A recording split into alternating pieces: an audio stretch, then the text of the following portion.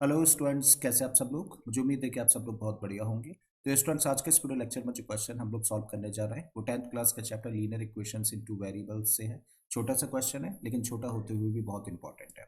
Important होने का reason ये है क्योंकि जब इस क्वेश्चन की इक्वेशंस हम लोगों को फॉर्म करनी होती है तो बड़ा कंफ्यूज रहते हैं हम लोग कि कैसे इक्वेशंस को फॉर्म करें। बट यकीन करिए कि आज के इस वीडियो लेक्चर के बाद में इस तरीके के जब भी क्वेश्चंस आप लोगों के सामने होंगे तो बिल्कुल भी आपको कंफ्यूजन नहीं रहेगा इक्वेशंस फॉर्म करने में। ठीक है, तो चलिए अब स्टार्ट करते हैं। सबसे पहले आ जाते हैं क्वेश्चन पे, देख लेते हैं क्या दिया है और फाइनली हम लोगों को करना क्या है। तो क्वेश्चन में हम लोगों को दिया है there are some lotus flower in a lake. If 2 butterflies sit on each flower then 4 butterflies are left. If 3 butterflies sit on each flower then 3 flowers are left. Then what is the number of flowers and butterflies. तो question में हम लोगों को बोला है कि एक lake है और उस लेक में कुछ लोटस फ्लावर्स है।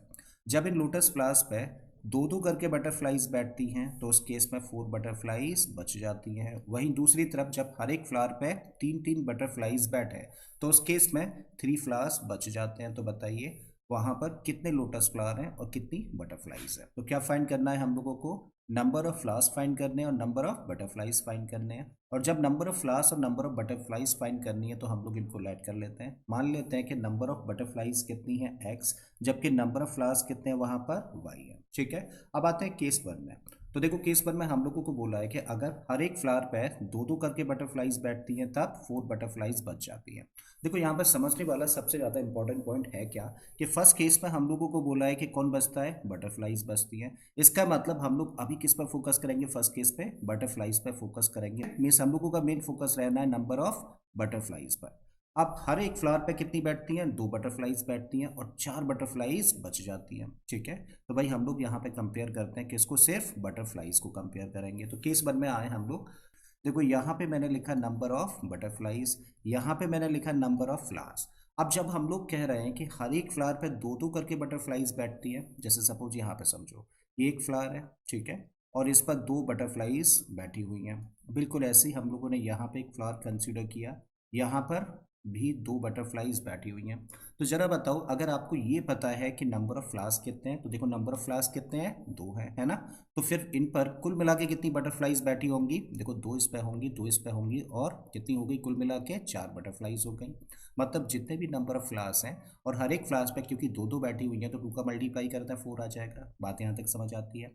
तो जब नंबर ऑफ फ्लावर यहाँ पे कितने हैं, y हैं, और हर एक फ्लावर पे 2 2 करके बटरफ्लाइज बैठी हैं तो बताओ कितनी बटरफ्लाइज बैठी होंगी।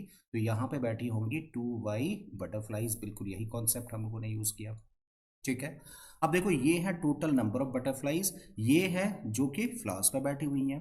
और क्वेश्चन में बोला है कि उसके बाद 4 बटरफ्लाइज बच जाती हैं। ठीक है, इसका मतलब टोटल नंबर ऑफ बटरफ्लाइज जो हैं वो ज्यादा है किससे, जितनी बटरफ्लाइज फ्लावर्स पे बैठ गई हैं उससे।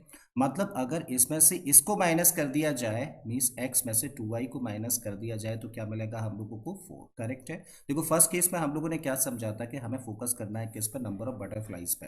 तो यहाँ पे हम लोगों ने फ्लावर्स को भी चेंज कर दिया, किस में, नंबर ऑफ बटरफ्लाइज में चेंज कर दिया है, क्योंकि हम लोगों को बोला है ना बटरफ्लाइज बचती हैं। ठीक है, तो देखो यहाँ पे total number of butterflies x है और फ्लावर्स पे जितनी बटरफ्लाइज बैठ सकती है वो 2y है। और क्वेश्चन में बोला है कि 4 बच जाती है, मतलब टोटल बटरफ्लाइज में से जितनी बैठ जाती हैं उसको माइनस कर दिया जाए तो 4 बचेगा।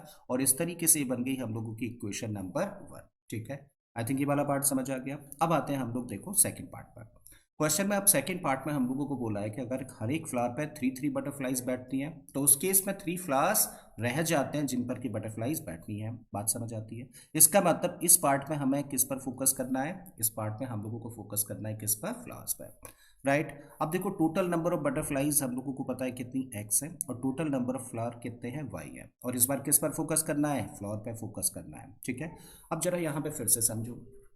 अगर आपसे बोला जाए कि भाई 3 3 कट करके बटरफ्लाइज बैठती हैं फूलों पे और आपके सामने कुल मिलाकर 12 बटरफ्लाइज हैं, तो जरा बताओ कितने फ्लावर्स को वो ऑक्यूपाई कर लेंगी। देखो कुल मिला के 12 बटरफ्लाइज हैं, 3 3 हर एक फ्लावर पे बैठती हैं, तो कितने फूलों को ऑक्यूपाई कर लेंगी, कितने फूलों पे बैठ जाएंगी, उसके लिए क्या करूँ, 3 से इसको डिवाइड कर दो और आपका आंसर आ जाएगा 4। मतलब अगर 12 बटरफ्लाइज हैं, 3 3 करके बैठती हैं, 3 3 का पेयर बना के बैठ रही हैं, तो कितने फ्लावर को ऑक्यूपाई कर लेंगी, 4 फ्लावर को ऑक्यूपाई कर लेंगी।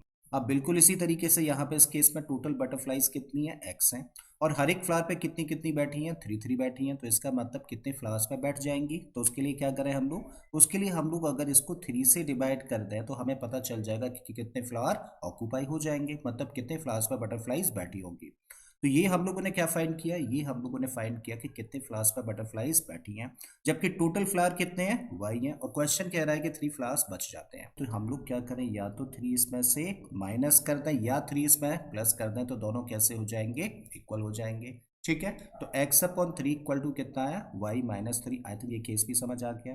अब इसको ले आते हैं सिंप्लीफाइड फॉर्म में। तो इसको हम लोग लिख सकते हैं x इक्वल टू, देखो 3 को कर दो ट्रांसपोज, तो 3 को ट्रांसपोज करेंगे तो मल्टीप्लाई करेगा, तो ये निकला 3y माइनस 9। ठीक है, और इस तरीके से मान लेते हैं इसको इक्वेशन नंबर 2। तो इस इक्वेशन में देखिए हम लोगों ने क्या किया, x की वैल्यू निकाल दी, किसके टर्म्स में, y के टर्म्स में। तो कौन से मेथड से हम आसानी से सॉल्व कर सकते हैं, सब्स्टिट्यूशन मेथड से। तो हम लोग क्या कर रहे हैं, इक्वेशन नंबर 2 से x की वैल्यू रख रहा है इक्वेशन नंबर 1 में। तो लिख देते हैं putting x equal to 3y minus 9 in equation number 1। रखिए भाई x की जगह पे 3y माइनस 9 रख दीजिए। तो 3y माइनस 9 रखा x की जगह पे, फिर क्या है माइनस का 2y इक्वल टू 4, तो माइनस का 2y और इक्वल में आ गया 4। अब इसको करते हैं सिंप्लीफाई। तो भाई कितना हो गया, 3y माइनस 2y, ये मिलता है हम लोगों को y, और इस माइनस 9 को हम लोग इधर ट्रांसपोज कर देते हैं, तो 4 अपने प्लेस पर था। माइनस का 9 जब इधर आएगा तो प्लस का 9 हो जाएगा। तो इस तरीके से y की वैल्यू क्या आ गई, y की वैल्यू निकल आती है 13। अब y की वैल्यू को पुट कर दीजिए कहाँ पर, इक्वेशन नंबर 2 में। So putting the value of y in equation number 2 रखिए यहाँ पर। तो क्या मिलता है हम लोगों को, x equal to 3 into Y की जगह पे क्या रखा, 13 माइनस का 9। सो 13 3 जा कितना हो गया, 39, और माइनस में 9 है।